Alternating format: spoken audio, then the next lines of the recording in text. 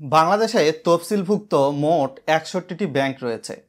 এই ৬১টি ব্যাংকের মধ্যে ব্যাংকিং খাতে কিন্তু আবারও আমানত প্রবৃদ্ধি বেড়েছে।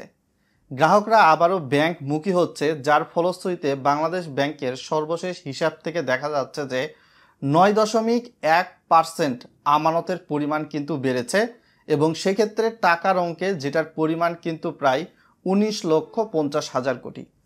অনেক দুর্বল ব্যাংক রয়েছে, কিছুদিন আগেও এই দুর্বল ব্যাংকগুলো থেকে গ্রাহকরা আমানত তুলে নিচ্ছিল, তবে সেই অবস্থারও কিছুটা কিন্তু উন্নতি ঘটেছে।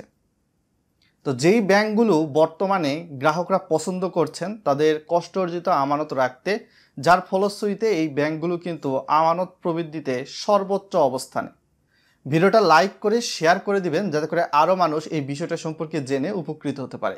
চলুন বিস্তারিত বিষয়গুলো জেনে নেই বন্ধুরা। বর্তমান সময়ে ব্র্যাক ব্যাংকের কিন্তু আমানত প্রবৃদ্ধি ঘটেছে ৩৮.৫১%। সিটি ব্যাংকের আমানত প্রবৃদ্ধি ঘটেছে ২৫.২২%।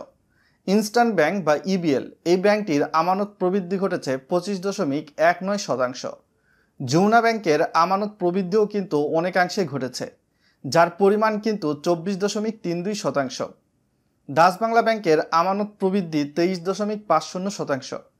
ট্রাস্ট ব্যাংকের আমানত প্রবৃদ্ধি ঘটেছে ২১.০৪%। পূবালী ব্যাংকের আমানত প্রবৃদ্ধি ঘটেছে ১৮.৮২%। ঢাকা ব্যাংকের আমানত প্রবৃদ্ধি ঘটেছে ১৮.৪৩%।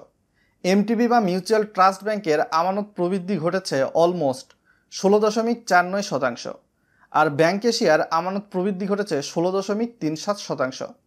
বুঝতেই পারছেন বাংলাদেশ ব্যাংকের প্রতিবেদন, যার ফলশ্রুতিতে বর্তমান সময়ে দেখা যাচ্ছে ডিসেম্বরে সর্বশেষ যেখানে আমানত প্রবৃদ্ধি কিন্তু ৭.সামথিং ছিল, সেটা ২০২৫ সালের সর্বশেষ বাংলাদেশ ব্যাংকের প্রতিবেদন বিবেচনায় দেখা যাচ্ছে যে ব্যাংকিং খাতে আমানত প্রবৃদ্ধি ৯.৫০ বা ৯.৫১% বৃদ্ধি পেয়েছে। তবে কিছু কিছু ব্যাংক রয়েছে যেই ব্যাংকগুলো কিন্তু গ্রাহকদের আমানত উত্তোলনের চাপ সহ্য করতে পারছে না। এই ব্যাংকগুলোতে কিন্তু ঋণ যেগুলো দিয়েছে এই ঋণের অর্থ ফেরতের পরিমাণও কম। তো এমন মিলিয়ে সরকারি বেসরকারি প্রায় ১০ থেকে ১১টার মতো ব্যাংক রয়েছে। দৈনিক সমকালের রিপোর্ট, আমি মুখের কথা বলছি না, সমকালের এই রিপোর্ট থেকে আপনারা জেনে নিন।